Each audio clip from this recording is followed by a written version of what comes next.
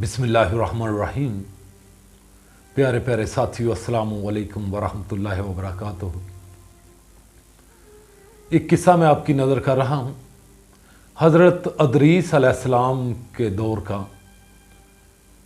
दो फरिश्ते हारूत और मरूत, जब उन्होंने देखा कि ज़मीन पे इंसान को अल्लाह रब्बुल आलमीन ने इतनी ज़्यादा नेमतों से नवाजा है, इतनी ज़्यादा नेमतें इंसान को अल्लाह रब्बुल आलमीन ने दी हैं, फिर भी वो नाशुक्री कर रहा है, नाफरमानी कर रहा है, तो उन्होंने रब से कहा क्या परवरदिगार आलम, इतनी ज़्यादा नेमतें देने के बावजूद भी इंसान नाशुक्री कर रहा है। अगर इनकी जगह पे हम होते तो हम कभी भी आपकी नाफरमानी नाशुक्री ना करते। अल्लाह रब्बुल आलमीन ने कहा क्या फरिश्तों, इनको शहूत और हवाए नफ्स ये है, ये लगा हुआ है, इस वजह से वो ऐसे करते हैं। अगर तुम में भी वो होता तो तुम भी ऐसे ही करते। तो उन्होंने कहा माज़अल्लाह, हम कभी भी ऐसा ना करते। तो अल्लाह रब्बुल आलमीन ने कहा कि ठीक है, आप ज़मीन पे जाओ, देखो जाके। वो दोनों चीज़ें लगा दी गई। वो फरिश्ते ज़मीन पे आते हैं, सारा दिन ज़मीन पे हुक्मरानी करते हैं, हुकूमत करते हैं, शाम को इसमें आज़म पढ़ते हुए आसमानों पे चले जाते हैं। अब रब ने 4 शर्तें देकर भेजा कि सबसे पहले शराब नहीं पीना, ज़िना नहीं करना, कत्ल नहीं करना और शिरक नहीं करना। उन्होंने कहा ठीक है, कबूल कर लिया। 1 माह का अरसा गुजर गया ऐसे ही। दिन को उन्होंने सारी मखलूक पे, सारी ज़मीन पे हुकूमत करनी और शाम को इसमें आज़म पढ़ते हुए आसमानों पे चले जाना। 1 माह का अरसा गुजर गया। 1 माह के बाद एक औरत आई उनके पास कि मुझे कोई मसला है, मैं बहुत परेशान हूँ, मेरा खामद मुझे बहुत तंग करता है, मारता है, मुझसे बहुत ज़्यादती करता है, मैं उससे जान छुड़ाना चाहती हूँ, छुटकारा चाहती हूँ, मेरी मदद कीजिए, मेरा फ़ैसला कीजिए। वो औरत बड़ी हसीन और जमील थी, खूबसूरत थी। उन्होंने कहा ठीक है, हम तुम्हारा फ़ैसला कर देते हैं, लेकिन तुम्हें हमारी एक बात माननी होगी, हमारी ख्वाहिश पूरी करना होगी, हमसे ज़िना करना होगा। उसने कहा ये मैं नहीं कर सकती, मैं हरगिज़ ये नहीं कर सकती। उन्होंने कहा ठीक है, अगर नहीं तो कर सकती तो हम भी तुम्हारा कोई काम नहीं कर सकते। वो चली जाती है। वो मजबूत थी, घर जाती है, फिर दोबारा वो उसका खामन उसे मारता है। अगले दिन फिर वो आ जाती है कि मेरा मसला है, प्लीज़ मेहरबानी करें, मेरा मसला हल कर दें। उन्होंने कहा कि ठीक है, हम आपका मसला हल कर देते हैं, लेकिन हमारी शर्त वही है। फिर वो वापस चली जाती है। उसने कहा मैं नहीं ऐसा कर सकता। तीसरे दिन फिर उसका खामद उसे मारता है, फिर वो आ जाती है। वो कहती है कि मुझे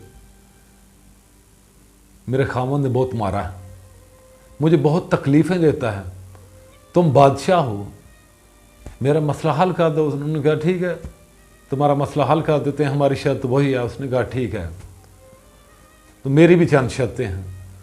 जो 4 शर्तें अल्लाह रब्बुल आलमीन ने उनके सामने रखी, वही 4 शर्तें उस औरत ने उनके सामने रख दी। एक अपनी तरफ से एक कि मुझे इसमें आज़म भी सिखलाओगे।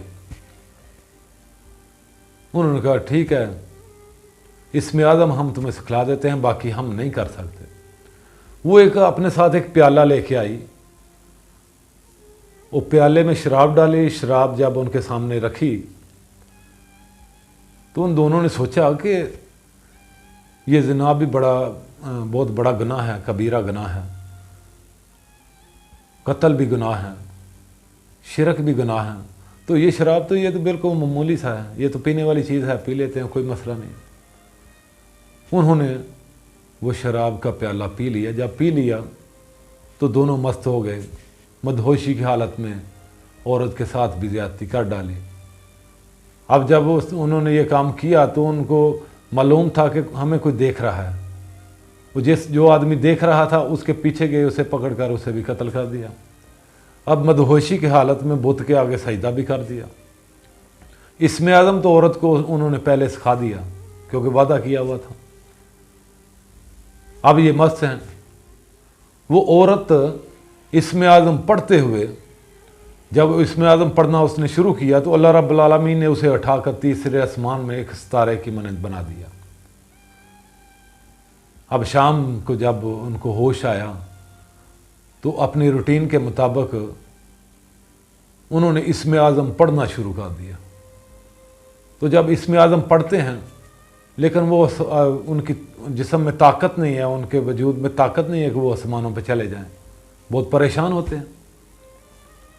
अब उन्होंने क्या किया कि हज़रत इदरीस अलैहिस्सलाम के पास चले जाते हैं कि आप अल्लाह के नबी हैं, हमारी सिफारिश कर दीजिए, हमें माफ़ी दिलवा दीजिए, रब के सामने जाके हमारी सिफारिश करिए।